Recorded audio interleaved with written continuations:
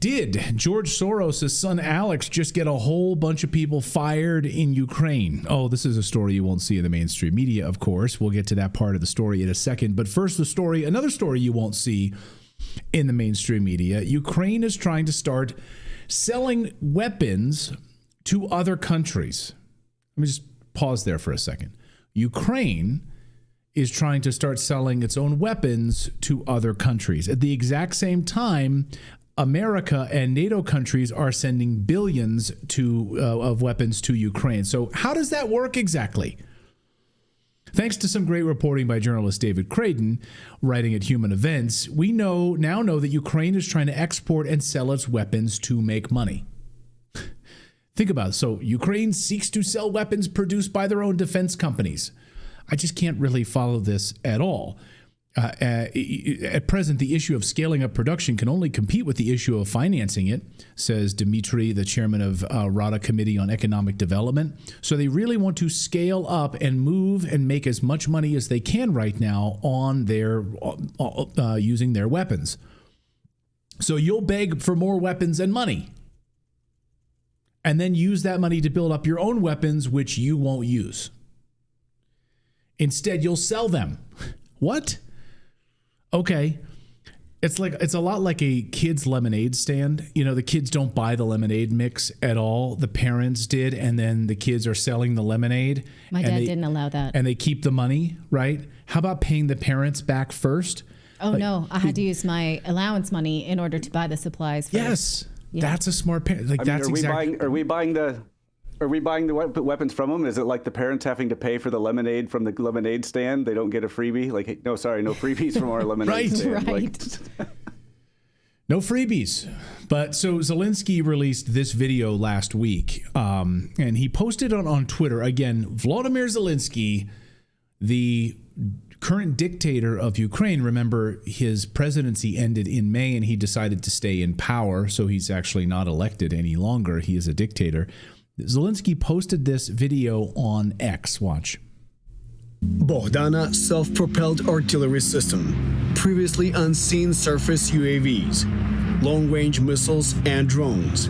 Ukraine already has the weapons to counter enemies' attacks. But as the war continues, Ukraine continues to increase its military production.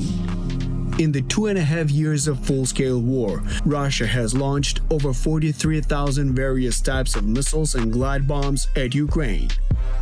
One of the most effective ways to counter this is to strike at the carriers of these weapons, Russian aircraft at military airfields. However, allies have not yet permitted Ukraine to do this with their weapons. The state has launched a grant program for private rocket projects, invested in state-designed bureaus, and implemented deregulation to stimulate this industry. And here are the first results. Introducing Palyanytsia, a Ukrainian long-range rocket drone. Almost everything about it is classified, but some details were made public. 24 Russian military airfields are within its strike range. The entire development was completed within an incredibly short period, in just a year and a half. The motivation is significant. The sooner Palyanytsia is ready, the more lives it can protect, and the less suffering the civilian population will endure. Palyanytsia will be launched from a ground platform. The engine is turbojet.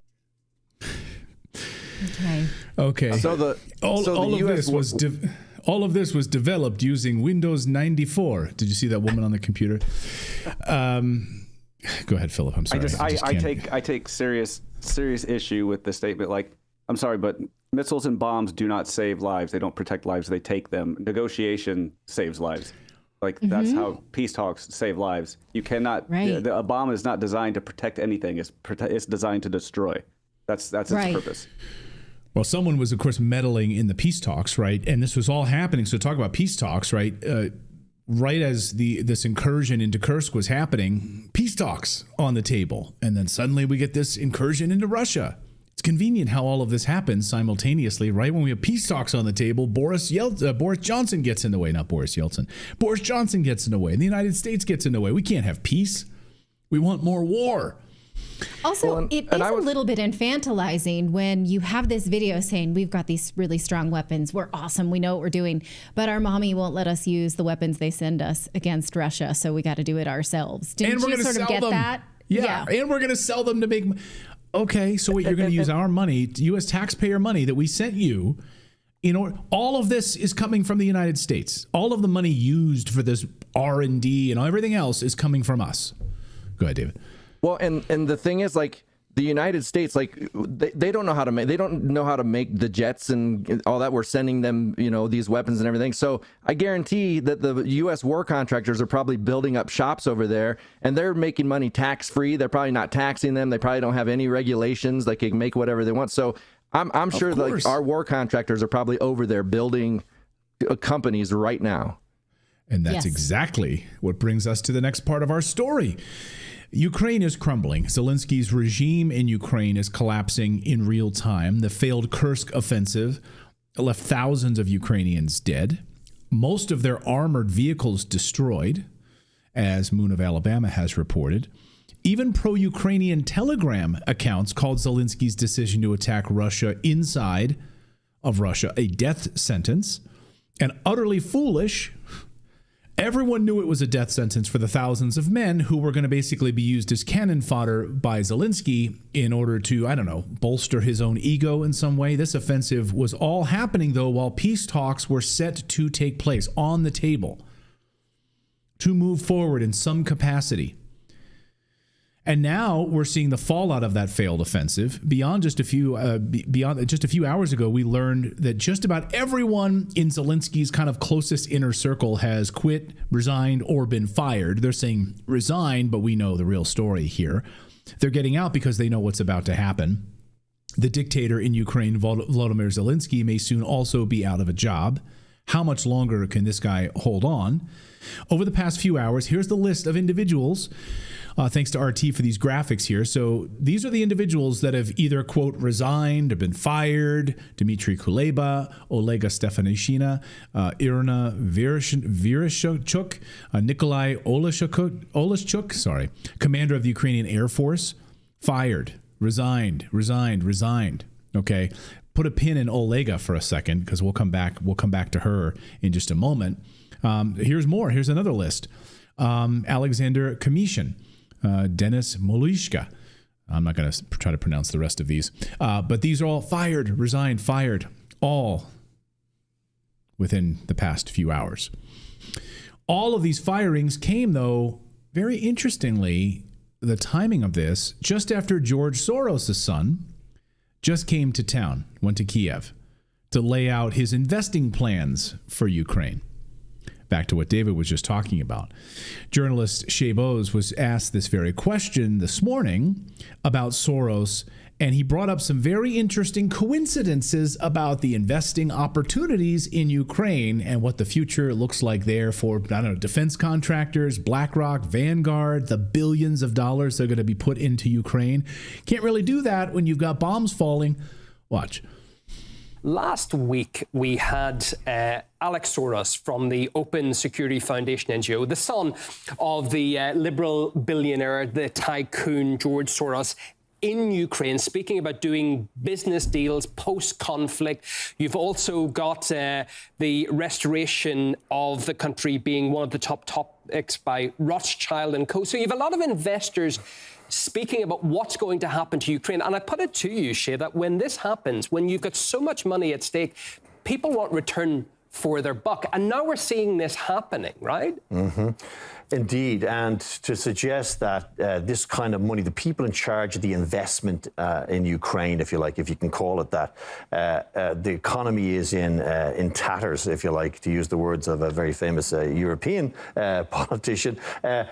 These people have immense influence. And also what's interesting, if you look at some of the more important people who have resigned or been fired, like Olga Stefanishina, the Deputy Prime Minister for European and Euro-Atlantic integration. This would be a post very much responsible for that integration and that connecting with this Euro-Atlantic grouping, which these investors would be part of. Irina Vereshchuk, Minister of Reintegration of the Temporarily Occupied Territories. territories, places like Crimea, Donbass, Donetsk, Lugansk. She has also resigned. And Nikolai Oleshuk, the commander of the Ukrainian Air Force. Now, we've seen this debacle with the first F-16 being brought down with a very experienced pilot, just trained in the US, to great fanfare. He was lost, he was killed, and the first F-16. So the commander of the Air Force has also seen his career crash and burn, if you like. Interesting timing, isn't it? So is Soros trying to reshuffle things in order to carry out peace talks? Well, the way Zelensky framed it is that these new positions, he's going to replace them, and it will give new strength to Ukraine. Who believes that? Who would think, oh, yes, you got to out with the old in the middle of a war? Definitely. New Ukraine's strength. going to be stronger now. Right. Because the people you told us to trust them to lead to success in a war are out now. Okay, good. Feel good about that. I mean, or is it that, here's the thing, like Putin wanted to negotiate, and he brought up that we can't negotiate constitutionally with a dictator. Mm-hmm. Like, you are no longer in power. You're no longer the president of Ukraine. You're now a dictator. Your term ended in May. Also, Parliament is also out of power. And they're no longer technically in power. Who are you going to negotiate peace accords with? Right. People who aren't legitimately elected. So who is going to actually be the de facto dictator? Who's going to be in power right now? And will George Soros' son Alex have any say in this as well inside of the Zelensky regime? Will Zelensky be removed very soon? I found this very fascinating because Foreign Affairs magazine just out with a brand new article. Now, Foreign Affairs magazine, keep this up on the screen if you would, Philip. They have been absolutely in the tank. They are mouthpieces, of course, of the military-industrial complex in the United States. They are mouthpieces of the CIA. So Foreign Affairs magazine absolutely wants war. They've wanted it for years. They are neoconservatives. They are in the tank on all of this. And these two writers, Michael Kaufman and Rob Lee, we've covered their stories before here on the show. They've been very pro-Ukraine, and any sort of weird boondoggle moves that Ukraine has made in the past, they've supported. But they're really slamming all of these moves lately militarily in Kursk. The idea is to attack Crimea. You need to read the piece. It's a deep piece. But basically, they're saying, who the hell's in charge over there? They don't know what the hell they're doing. They're going to try to attack Crimea. And in Foreign Affairs magazine, they said it doesn't make any sense at all. It raises more questions than answers. A series of disparate efforts do not a strategy make, they say. Kiev's present theory of success remains unclear, meaning they don't have any idea what it means to be successful against Russia. So all of these people are fired now, and what? Who are you going to put in place? In what strategy will they employ? You're not going to become a member of, NATO, by all accounts. So what's going to happen? You're just going to continue to use this territory as cannon fodder for Ukrainians being killed and weapons being tested? Or is Soros up to something different here? I mean, I'll sort of put it out there on the table. What do you think? I mean, if the money there is there for investment and they want this country rebuilt because now they own all of the land, BlackRock, Vanguard, Soros, all of these billionaires that now own Ukraine, they're not going to want an unending war in this spot. They're going to want investment. They're going to want buildings built. They're going to want to start to rape as many of the minerals as they can from the ground and steal as much as they can from Ukraine. But unfortunately, most of those mines that are resource wealthy are now part of Russia, and they will not, by all accounts, get it back. So are there other places that they can exploit? Now, if you'd been studying Ukraine for the last 20 years, you'd know that people who worked in those mines had said, Ukraine exploits us. We never wanted to be a part of Ukraine. We send them all of these, treasures that we dig out of the ground. They give us nothing in return. They take from us and give us nothing back. So will now the rest of Ukraine have that be their fate now that the Donbass is no longer available to pillage? That doesn't sound awesome. So if you live in the rest of Ukraine, in Western Ukraine, you might think, I don't want to be the new Donbass, right? So why would you root for this government, this corrupt government? Zelensky is a war criminal. I mean, you had literally guys standing in there. Go ahead. I don't know what their rules are over there for elections and stuff, but maybe Lindsey Graham could go over there and become president. Let him. Yeah, give him citizenship. Yeah. They'd love him over there. Meanwhile, I don't know if we have this video. This is unbelievable. So this was posted overnight. So we talk about some of these new weapons being developed by Ukraine. These are now the Ukrainian drones, which is now spitting fire. According to reports, it shoots hot thermite. It looks like a dragon flying over, shooting hot like lava down on people. I mean, this is like the kind of stuff they're developing now. Maybe they can send this out and start selling it. I guess as part of the weapons package that the United States is funding. Lava, thermite. It uses iron oxide, magnesium, is able to reach 2,400 degrees Celsius and fly over Russian positions and just burn people. I mean, alive. isn't that technically like a bio kind of weapon? Like that's against the Geneva Convention, like chemical weapon. If it's not, can it be? Let's not have that in the world. Look at that, like scorched earth. Holy smokes. Yeah. Yeah. So, well, I think it's interesting. All of these firings in the past few hours in Ukraine. What's coming next? Will peace talks now be on the table, or is this a major setback for peace in this area? And will more Americans die? Because Americans are dying there. We now know that a number of foreign officers were also just killed in the past 24 hours there from Sweden.